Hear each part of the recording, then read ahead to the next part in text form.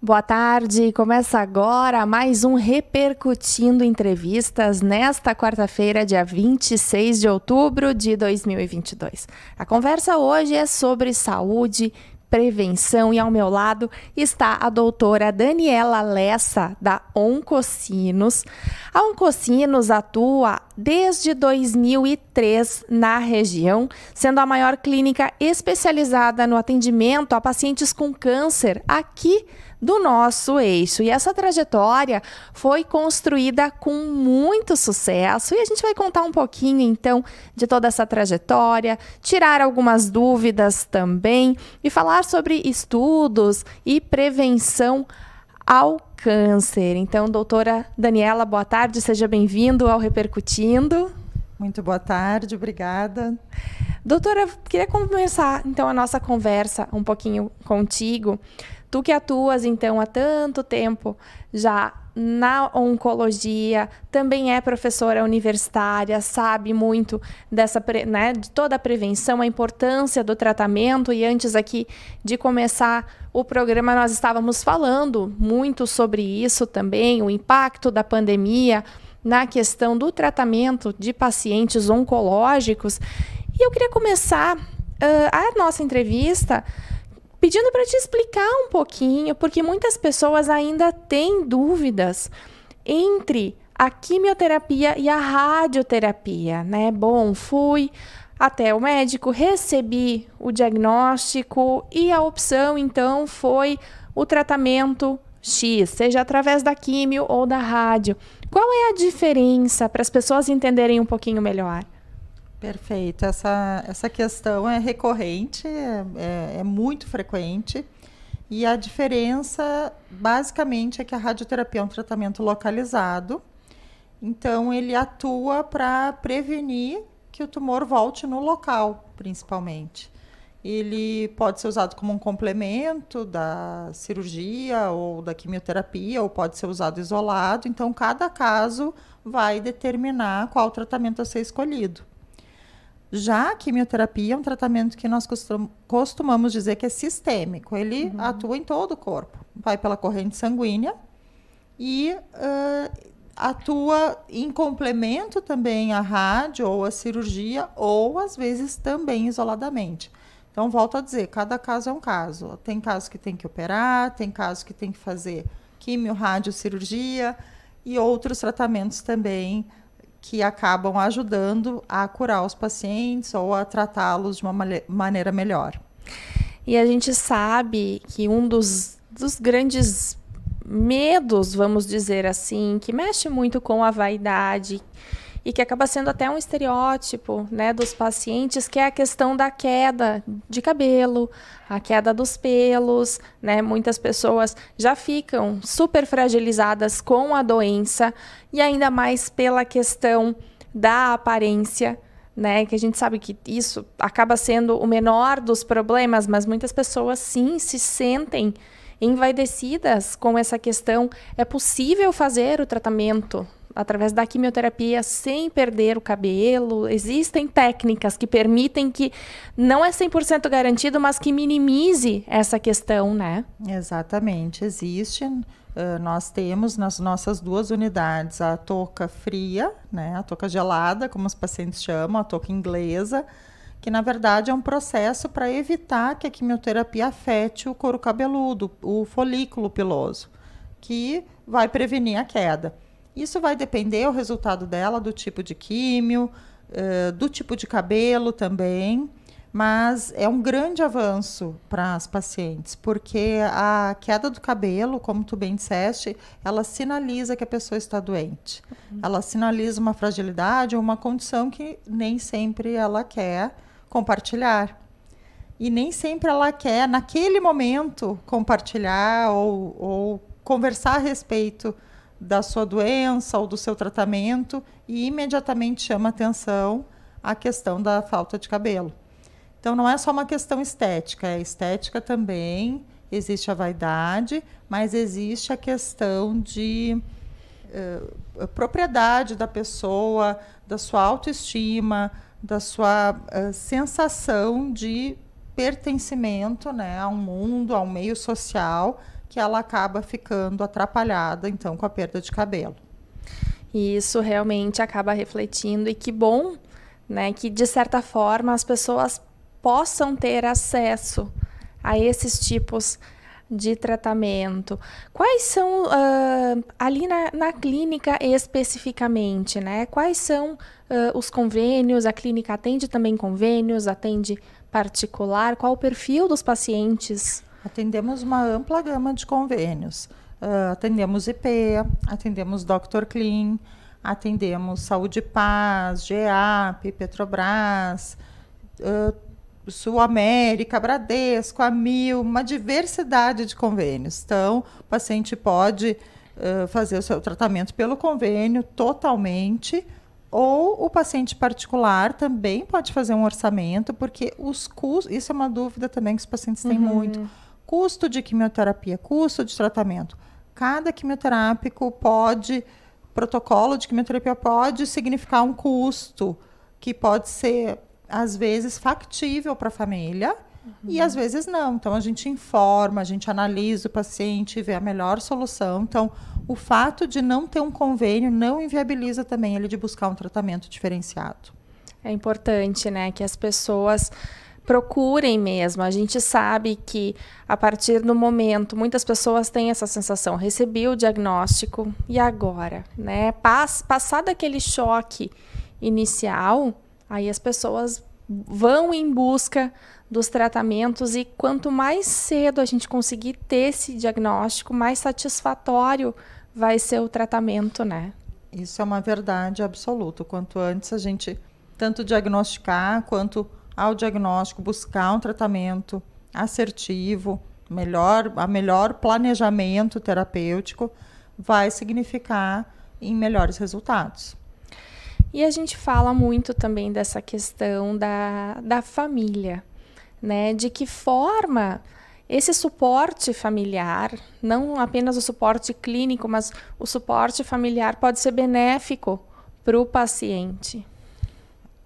Uma família, uma rede de apoio, de amigos, de família, é fundamental para o paciente nesse momento. Porque o câncer, ele afeta também a família, afeta o paciente, afeta a autoestima, afeta a sua capacidade de trabalho, muitas vezes, afeta a sua emotividade. Então, a família, ela atua tanto como um meio protetor, quanto de até mesmo subsidiar, sustentar essa pessoa nesse momento e permitir acolhê-la e permitir que ela tenha a sua tranquilidade de focar em si mesma, fazer o seu tratamento, que a família acolhe. Então, a gente tem que se comunicar muito bem como equipe médica com esse cuidador, com essa família, seja ela qual for. Às vezes a família é pequena, mas basta um familiar ou um amigo mais apoiando. A gente sempre diz, tem que ter alguém te apoiando durante o tratamento, que essa pessoa vai te ajudar, inclusive, a lembrar, colocar as coisas no lugar, colocar as ideias em dia e ajudar realmente nas coisas mais básicas, acompanhamento de consultas, de quimioterapia, compra de medicação. Isso tudo facilita muito para o paciente. E é permitido ao paciente que o acompanhante fique com ele durante as sessões? Sim, é permitido. Durante a pandemia, a gente teve que restringir, né? Nós nunca paramos durante a pandemia, é um tratamento que não pode ser interrompido, não deve. E depois da pandemia, logo que a situação normalizou mais, as pessoas voltaram a acompanhar os pacientes. Então, acompanha, vem um familiar, ele pode acompanhar durante toda a sessão, ou se ele não puder acompanhar durante a sessão, ele pode vir buscar o paciente ao final, né? O paciente é ambulatorial, então ele faz o tratamento e depois volta para casa, mas é muito bom ter alguém junto com ele para passar o tempo ali. Sim. Mais ou menos, claro, depende de cada protocolo, mas quanto tempo mais ou menos duram as sessões? Ela pode ser 10 minutos, né? Às vezes é uma injeção intramuscular ou subcutânea, ou ela pode levar 4, 6 horas, dependendo do protocolo, quantas medicações, dependendo do paciente também, né? Às vezes a gente fica com o paciente um pouquinho ali em repouso para observar alguma situação que ele possa relatar. Então, por isso a gente tem nas 2 unidades, a gente tem uma cama também. Porque para alguns pacientes isso pode ser mais confortável, dar uma dormida, né? Um tempo tão longo de tratamento. Mas normalmente a média são 2 horas. E eu sei que os sintomas também variam muito de cada pessoa, cada paciente, também é levado em consideração o estágio da doença. Mas quais são aqueles sintomas mais comuns que os pacientes podem ter durante o tratamento, seja com a químio ou com a rádio? Os sintomas relacionados ao tratamento em si, por exemplo, com a radioterapia depende da localização onde a radioterapia está atuando. Então, por exemplo, locais como a mama, que não é um órgão que vai ter proximidade importante com outros órgãos, não vai afetar funções vitais do organismo, é basicamente uma reação de pele. Quando a gente tem uma radioterapia na cabeça, pode acontecer a perda do cabelo, que às vezes é pior do que a da quimioterapia, porque pode ser permanente. Trato gastrointestinal, digestivo, vai afetar um pouco a função de alimentação ou intestinal. Já a quimioterapia, ela tem efeitos que alguns são comuns a todos os quimioterápicos, que são cansaço, alteração no paladar, então o gosto do alimento modifica, a questão pode ocorrer um pouco de labilidade emocional, que é quando o paciente modifica um pouco o humor, né? Tem mudanças súbitas, até mesmo pela doença, às vezes não tanto pelo tratamento.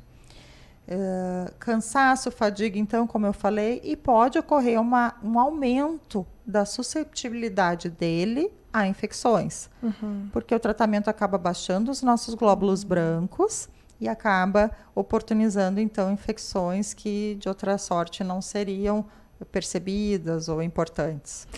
E no caso dessas infecções, digamos, secundárias, né, existe, claro, também reavaliando cada caso, mas existe a possibilidade, então, também de fazer o tratamento dessa infecção que possa vir sem que isso interfira no tratamento do câncer? Com certeza. Quando o paciente apresenta recorrência, a gente tem como fazer uma medicação para tentar evitar que esses glóbulos brancos caiam preventivamente. Mas, no geral, a gente consegue atuar muito precocemente, muito rapidamente, quando o paciente inicia com febre. Então, a gente orienta, todos os nossos pacientes saem com uma receita já de antibiótico, uma orientação, um telefone de urgência, a equipe está 24 horas, 7 dias por semana, do lado do telefone, dos telefones.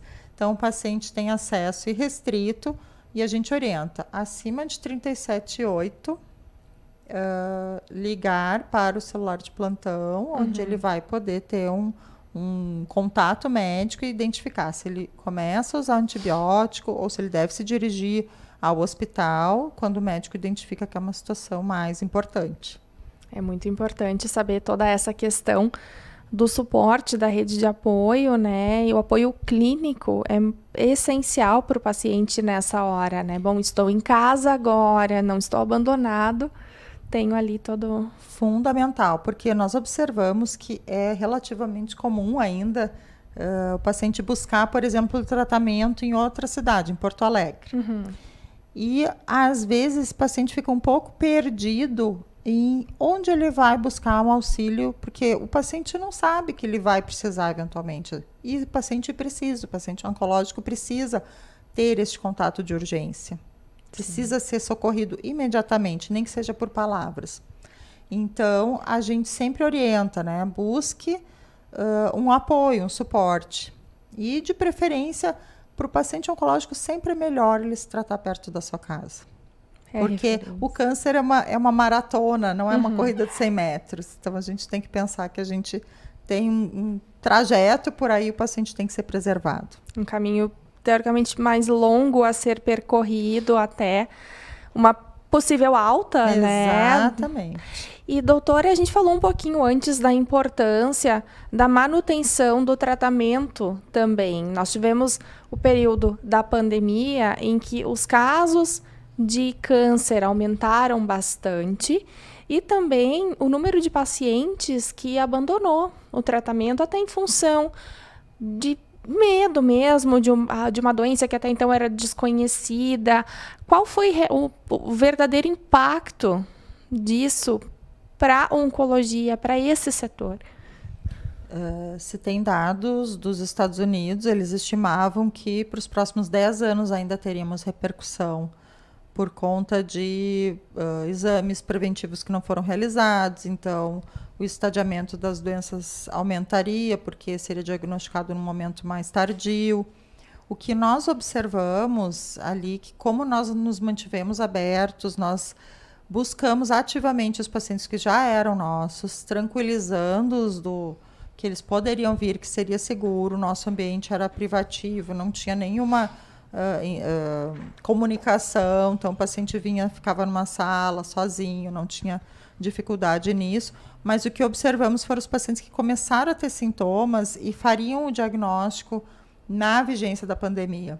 Então, muitos pacientes tiveram muita dificuldade de fazer o diagnóstico e alguns por dificuldades realmente do momento, e outros por medo, por receio de ir no ambiente hospitalar. Então, associa o medo do câncer com o medo no momento do Covid e acabaram, então, atrasando em muito seu tratamento, se prejudicando. E a gente sabe, então, que agora é realmente uma corrida contra o tempo, né, para que a gente consiga, de fato, chegar a uma estabilização de um cenário pré-pandêmico, né, doutora? Sim, e que possamos também avançar, né? A gente tem, cada ano, avançam mais as pesquisas, a gente tem que poder fazer melhor pelos pacientes a cada ano. Por falar em pesquisas, no próximo bloco eu vou conversar um pouquinho mais sobre a doutora e um trabalho que recentemente foi premiado durante um congresso internacional de oncologia. Daqui a pouquinho a gente conversa mais sobre isso. Nós vamos ao intervalo rapidinho e na sequência voltamos com mais destaques e mais repercutindo ao vivo. A promoção Vem Junto Cooperar da Cressol está de volta com mais 1,5 milhão em prêmios. São 60 prêmios nos 3 primeiros sorteios e 13 carros no 4º sorteio. Fazendo depósitos em poupança, aplicações financeiras e capitalização de recursos, você garante cupons para participar. Acesse cressol.com.br/campanhas e confira o regulamento. Esse pode ser o seu ano de sorte. Invista e participe. Vem junto! Estamos de volta. Estou aqui recebendo hoje a doutora Fabiana Lessa, diretora da Oncocinos em Novo Hamburgo. E nós estávamos falando antes do intervalo sobre a questão de estudos, também estudos clínicos. E eu sei, vou até, me desculpa, doutora, eu confundi, troquei a doutora Daniela, o doutor Fabiano é o sócio. Eu ia brincar, nós já estamos em conjunto, já praticamente somos uma pessoa só. A gente quase não, né, é praticamente impossível separar o trabalho certamente dos ele dois, está conosco, né? Aqui. Com certeza. Então, você e o doutor Fabiano também são professores universitários e, além da medicina, continuam sempre se reciclando e também fomentam muito essa área da pesquisa, né? E um estudo, então, recentemente publicado por vocês, identificou, então, diferenças, vou até ler aqui, diferenças cognitivas em pacientes idosos com câncer, conforme a rede de tratamento deles, né? E este estudo recebeu, então, um prêmio internacional durante o maior congresso europeu de oncologia. Então, é um estudo realmente importante. Eu queria que você contasse um pouquinho para a gente sobre os impactos, então, e as descobertas deste estudo. Com muito prazer. Esse estudo faz parte de uma linha de pesquisa que nós estamos desenvolvendo há alguns anos já na Oncocinos e desenvolvíamos também no SUS, do Hospital Regina, na Oncologia SUS, que até este ano permanecia no Hospital Regina, agora não mais. Então, uma parte dessa população era a população ali atendida dentro do hospital, na Oncologia SUS. O que nós buscamos? Identificamos que o paciente da terceira idade, ou o paciente sênior, ele, acima de 60, 65 anos, ele apresenta algumas características próprias da idade que podem afetar o seu tratamento, a sua independência e o resultado do tratamento. Então, nós sabemos que a maioria dos medicamentos, dos estudos clínicos que são feitos na área da oncologia, assim como outras áreas, eles excluem os pacientes da terceira idade. Então, a gente tem uma dificuldade de interpretar aquela ciência, aquela medicina baseada em evidências, aqueles estudos, transpor para o paciente da terceira idade, porque a gente sabe que o comportamento do corpo, do organismo da pessoa na terceira idade, ele tem uma menor reserva funcional, ou seja, a gente vai perdendo um pouquinho, por mais saudável que seja, das nossas reservas musculares, renais, hepáticas, pulmão. Então, a gente lida diferente com os medicamentos, a gente vai associando outras doenças, né, cardiovasculares, neurológicas, enfim. E tudo isso impacta quando a gente tem uma doença como o câncer. Impacta o tratamento, impacta a capacidade de responder. Então, com olho nisso, nós buscamos melhores ferramentas para a gente tentar identificar qual é aquele idoso que tem um organismo e se comporta de uma maneira como uma pessoa mais jovem, ou seja, que ele está mais fit, ou aquele idoso que está num estado que parece fit, mas, na verdade, ele tem fragilidades que não são tão aparentes a um primeiro olhar, mas que vão se manifestar por forma de toxicidade quando ele for fazer uma cirurgia, uma quimioterapia, uma radioterapia. Então, isso se faz através da avaliação geriátrica, só que a avaliação geriátrica ela é muito extensa, ela demanda bastante tempo da equipe, do paciente, e no momento do câncer, o paciente ele tem que focar no tratamento do câncer.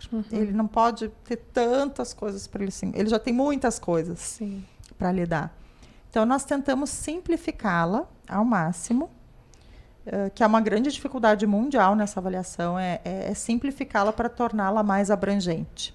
Ela é reconhecida que ela é importante, só que muitos centros não a praticam por causa dessa dificuldade.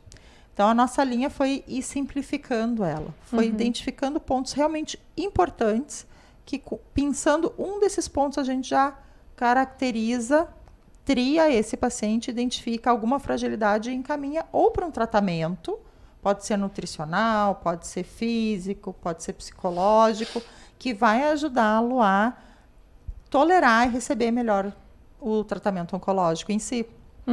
E a gente observa que isso tem muito resultado. E quando a gente detecta que o paciente é frágil ou que tem uma situação que a gente deva poupá-lo naquele momento, a gente reserva um tratamento mais adequado para ele. Às vezes a gente não combina tanto os tratamentos de uma só vez, a gente começa mais devagar, permite que ele vá se restabelecendo, a casa vá sendo posta em ordem para ele ir melhorando, e aí sim tem um resultado promissor com o tratamento. E existe também essa diferenciação entre os pacientes sênior, entre os gêneros? Existe. Então, o paciente homem e mulher. No nosso estudo que foi premiado, ele foi uma comparação entre os pacientes do SUS e do sistema privado de convênios com relação a 2 testes. A gente escolheu 2 testes para ser uma análise muito rápida. Um de marcha e o outro que é o Mini-Cog, que avalia questões ali cognitivas, memória. O que nós observamos? Nas mulheres do SUS, ficou mais evidente uma diminuição nos resultados dos testes de Mini-Cog. Então, esse é um potencial para se avaliar nessa população específica para tentar identificar causas e tentar tratar, tentar melhorar. Nos homens, eles também tiveram resultados inferiores aos pacientes que são da rede privada, mas foi com relação ao teste de marcha físico. Então, também seria um potencial para se trabalhar com terapias breves nesse paciente para melhorar a sua capacidade para tolerar os tratamentos, ou então também adequar o tratamento. Isso é muito interessante. Muito. E entra aí também o apoio, o suporte de outros profissionais também, Perfeito. né? Entra o trabalho de psicólogos, nutricionistas, educadores físicos, fisioterapeutas. É uma gama muito grande de profissionais. Exatamente. É fundamental para o paciente ter o melhor resultado ele ter esse apoio, especialmente o paciente geriátrico. Então, a gente observa que com essas ferramentas a gente consegue rapidamente identificar esse paciente está em risco de depressão, esse está sob risco de desnutrição. Então, a gente dá um reforço, né? Medica, trata, identifica, e esse paciente daí tem um ganho muito importante. A gente sabe que o câncer é uma doença muito ligada ao emocional das pessoas também. Por mais que seja difícil o paciente conseguir se manter firme, né, por uma série de fatores, mas isso acaba também sendo um detalhezinho que muitas vezes pode prejudicar no tratamento. Às vezes ele já vem, o idoso, ele já tem um risco maior de depressão, de quadros depressivos. Às vezes a gente não identifica que é um quadro depressivo, porque as pessoas vão se adaptando às situações que vêm se instalando devagar. Então, às vezes a família não percebe e fica ali difícil de identificar. Isso aqui é depressão, isso aqui é alguma deficiência, isso aqui é a idade, alguma doença. Então, realmente, ele precisa passar pelo médico para tentar ajudá-lo a identificar causas modificáveis para melhorar a qualidade de vida dele. Eu vejo muitos pacientes chegando, a gente vê cada vez mais pacientes chegando, idosos no consultório oncológico buscando o tratamento. Isso é muito bom, porque a gente tinha aquele medo, mas eu não vou levar meu avô no oncologista. Primeiro que ele vai se assustar, ele não vai querer tratar, ou não vai ter nada para oferecer, ou vão judiar, já está muito fraco para fazer um tratamento. Sim. Mas a reação tem que ser o contrário, buscar ajuda e o profissional, sim, ter a sensibilidade, a técnica para fazer o tratamento adequado, nem mais nem menos. Ter o direcionamento correto desse paciente. Exatamente. Doutora, nós já estamos indo para o final da entrevista. Teria tantos assuntos aqui para a gente ficar conversando, mas eu queria saber um pouquinho mais, assim, como prevenção e como dicas. Nós estamos encerrando, então, o mês de outubro, né? A gente sabe que o outubro é alusivo ao câncer de mama, e o câncer de mama não atinge somente mulheres, né? Sim, homens também podem desenvolver o câncer de mama.